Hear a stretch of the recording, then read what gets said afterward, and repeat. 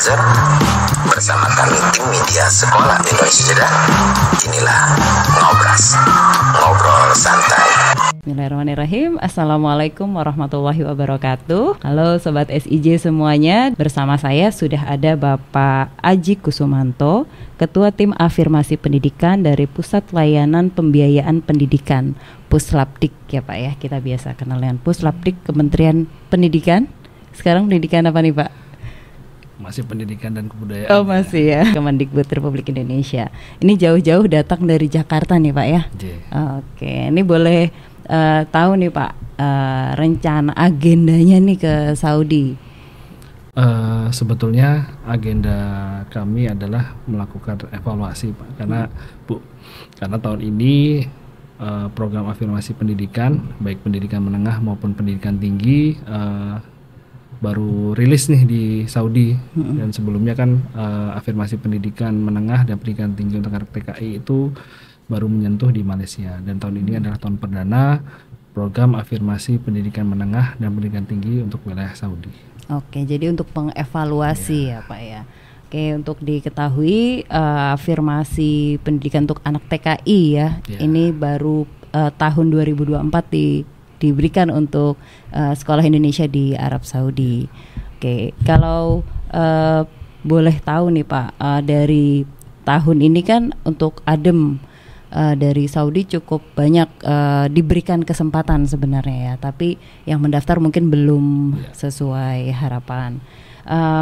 Ada juga adik ya, kalau ADEM itu pendidikan menengah dari SMP untuk masuk di SMA di Indonesia, baik SMA maupun SMK.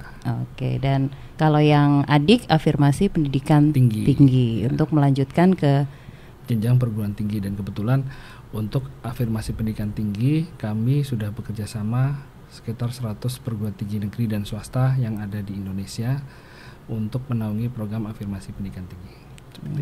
Oke, jadi ini adalah peluang bagi lulusan Sekolah Indonesia Jeddah tingkat SMA yang mau melanjutkan di perguruan tinggi di Indonesia, negeri swasta ya Pak? Negeri dan swasta. Oke, ada negeri dan swasta, dan itu ada lebih dari 100 perguruan tinggi yang bisa dipilih, dan itu semuanya dibiayai oleh Puslapdik dari pemerintah Indonesia. Oke, ini kalau boleh tahu kenapa baru tahun ini Saudi ini dapat kesempatan, atau ya alhamdulillah kita dapat kesempatan tahun ini. Jadi itu berangkat dari diskusi dengan teman-teman di Atikbud Kuala Lumpur, menginformasikan bahwa Pak Atikbud sini ya dari Riyadh bertanya ke beliau, kok program afirmasi pendidikan menengah, repatriasi maupun afirmasi pendidikan tinggi anak TKI kok hanya ada di Malaysia, padahal di Saudi populasinya cukup banyak. Jadi akhirnya kami berkomunikasi dengan beliau, dan kemarin sekitar bulan Maret atau April kami kesini melakukan sosialisasi singkat dengan harapan, dan kita sudah menyediakan nih kuota buat afirmasi pendidikan menengah dan afirmasi pendidikan tinggi. Jadi kuotanya itu sudah kami sediakan, dan pembiayaannya itu untuk ADEM itu sekitar 3 tahun, dan adik itu kita sediakan untuk yang sarjana S1 reguler itu 4 tahun seperti itu. Oke, kalau yang ADEM dulu nih Pak ya, untuk dari SMP yang mau melanjutkan SMA di Indonesia. Kalau boleh tahu nih, apa saja syaratnya dan fasilitas apa yang bisa didapat oleh anak-anak yang mendapatkan beasiswa ADEM? Syaratnya itu kalau ADEM itu posisi pada saat pendaftaran di aplikasi itu yang menyeleksi adalah Atikbud yang bekerjasama dengan Kepala Sekolah Indonesia Luar Negeri. Yang pertama sih eligible itu anak-anak TKI ya, yang selayaknya memang kita bantu untuk mendapatkan akses pendidikan menengah dan pendidikan tinggi. Dan yang mendaftarkan itu pihak sekolah melalui akun yang kita berikan ke Atikbud, dan pada saat seleksinya itu memang posisinya itu di Atikbud dan SILN. Jadi pada saat didaftarkan itu mungkin sudah 80-90% diterima. Beda dengan afirmasi pendidikan tinggi, itu masih calon. Jadi didaftarkan itu nanti yang menyeleksi adalah perguruan tinggi yang kami undang dan kami fasilitasi untuk proses seleksi. Dan untuk tahun ini alhamdulillah baik Adikbud Malaysia maupun Adikbud Saudi di Riyadh hadir. Yang Adikbud Malaysia hadir, kami undang hadir secara offline.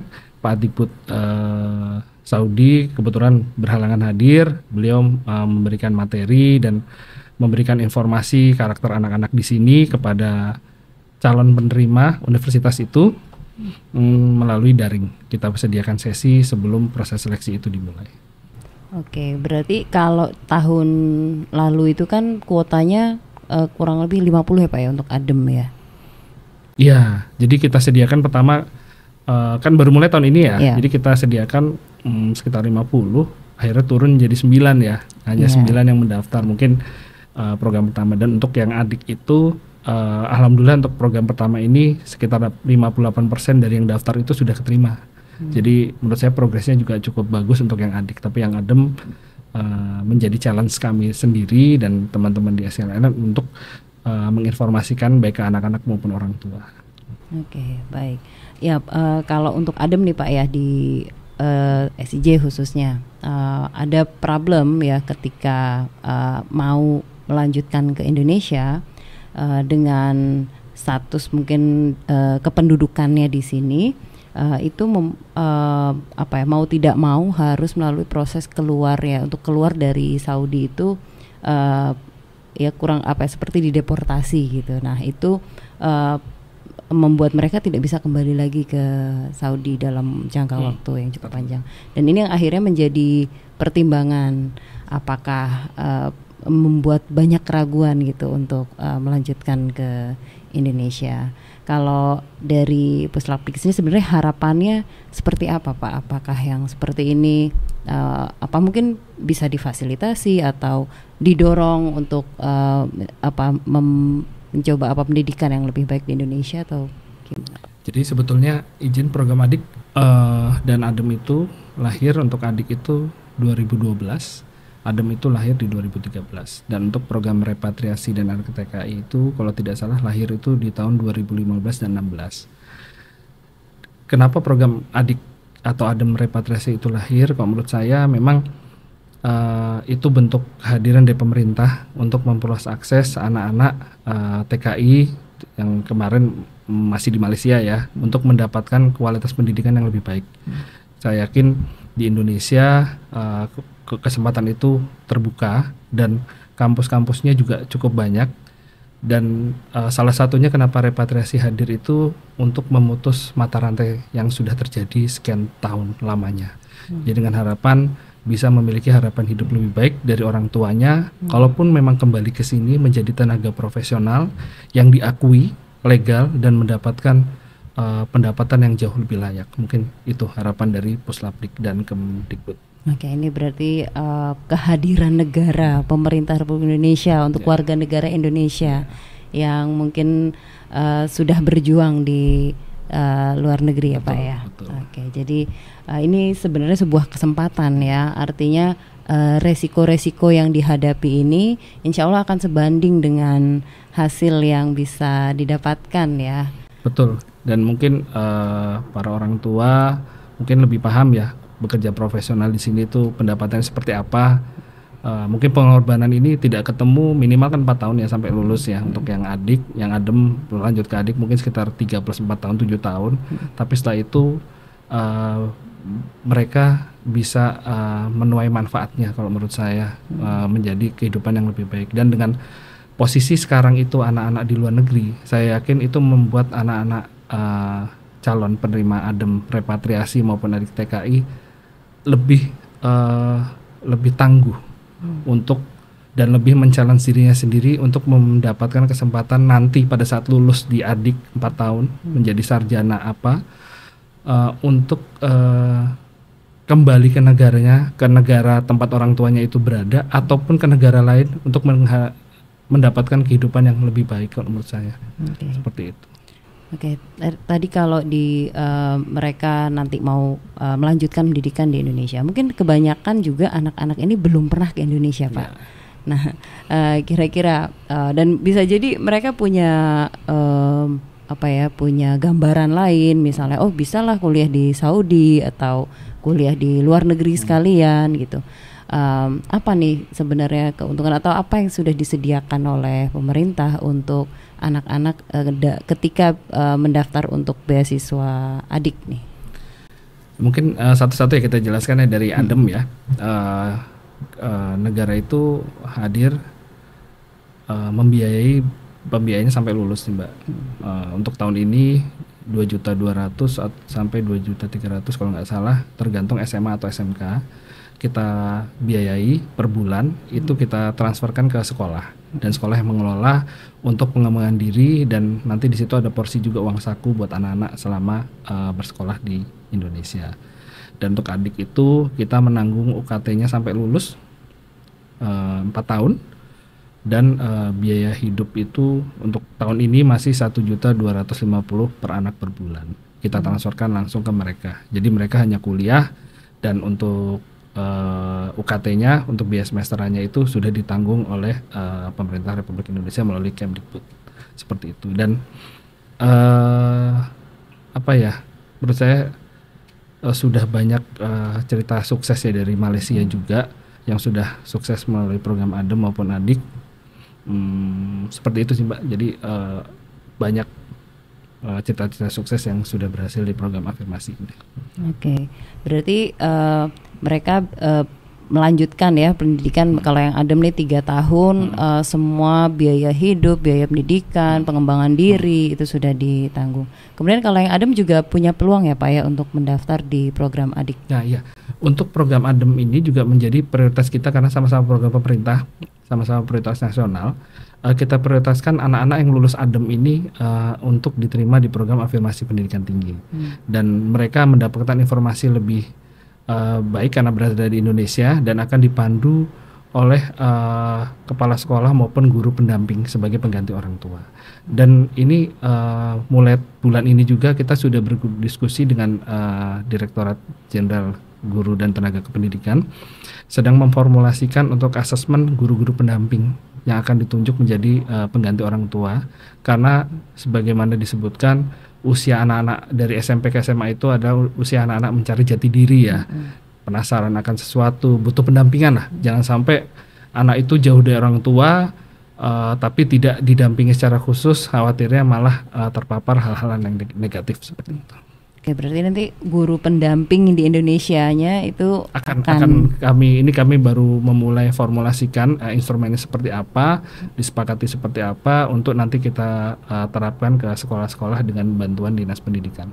Oke, ini berarti memberikan jaminan Pak ya bagi orang tua di sini yang anaknya mau melanjutkan di program ADEM untuk lebih tenang lah ya, karena pemerintah juga punya perhatian untuk meningkatkan kualitas guru pendampingnya.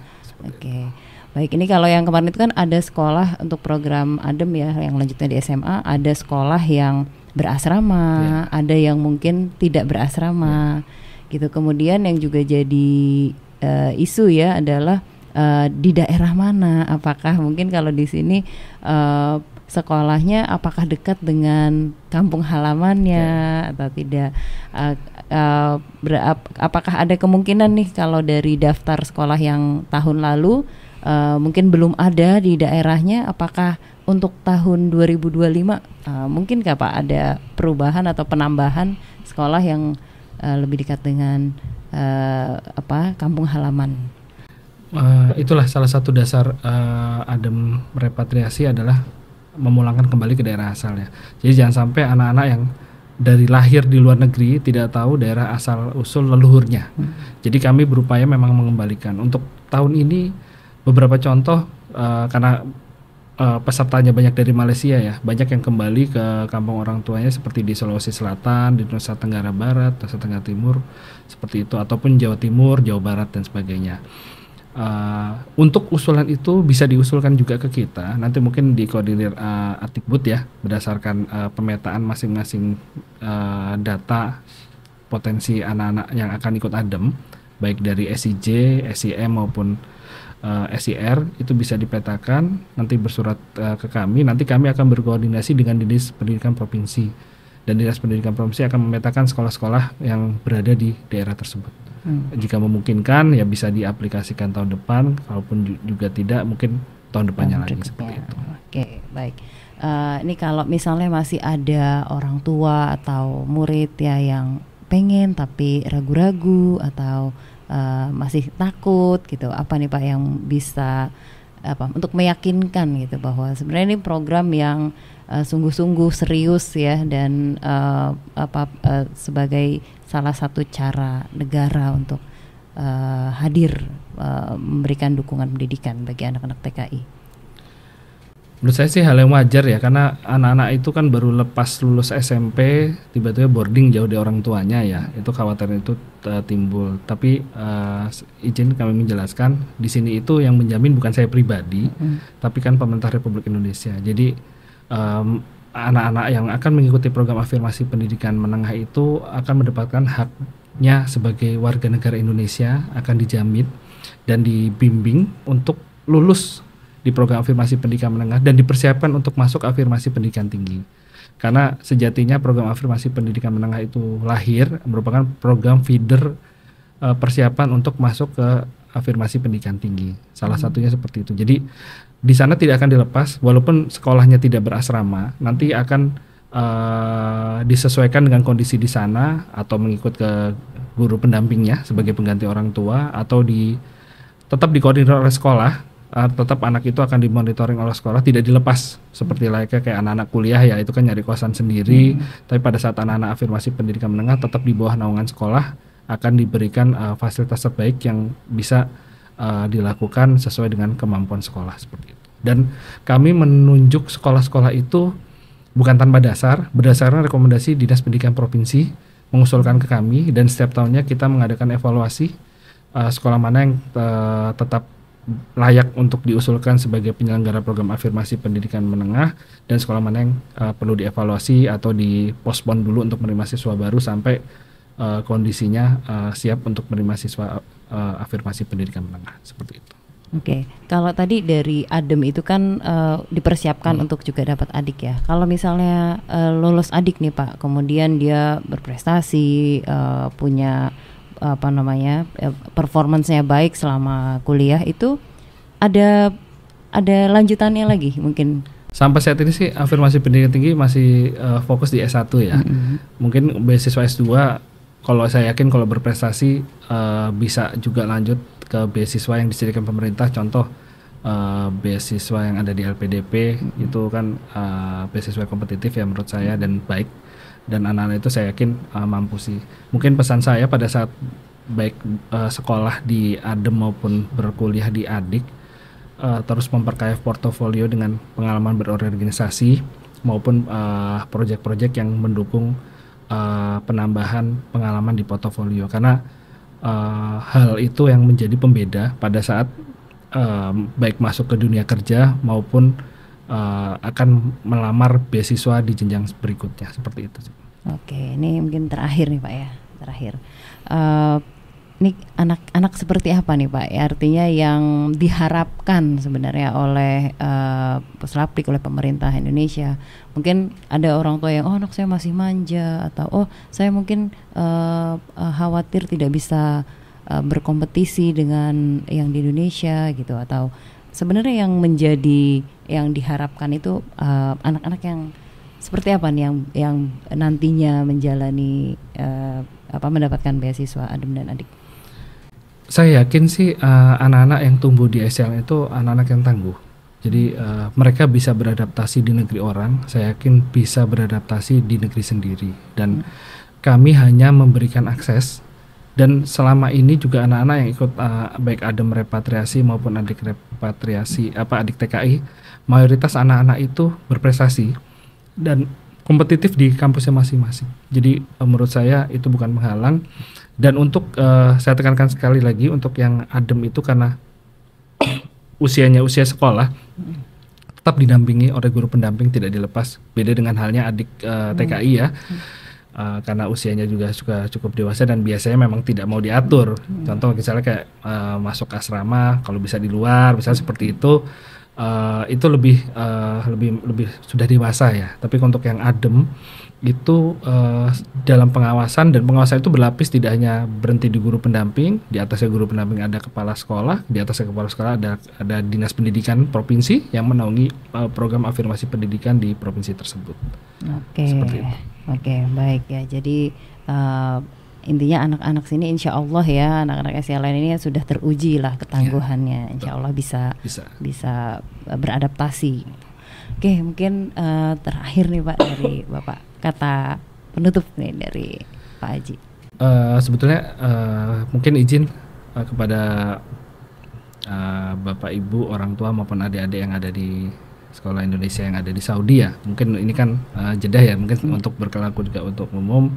Program afirmasi itu bentuk kehadiran negara untuk adik-adik mendapatkan akses pendidikan yang lebih luas, baik di pendidikan menengah maupun pendidikan tinggi, di mana itu menjadi salah satu pintu kesuksesan adik-adik semua untuk memperbaiki kualitas hidup dan kualitas pendidikan adik-adik semua. Mungkin itu jangan dilewatkan kesempatan ini, karena program afirmasi ini adalah program yang berbeda dengan program yang lain.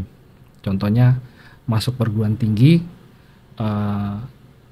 yang lain bersaing melalui tes. Ini program afirmasi itu dengan mekanisme yang khusus, dengan treatment yang agak berbeda, memiliki kesempatan yang lebih baik agar dapat bisa diterima di perguruan tinggi baik negeri maupun swasta yang sudah bekerja sama. Mungkin itu.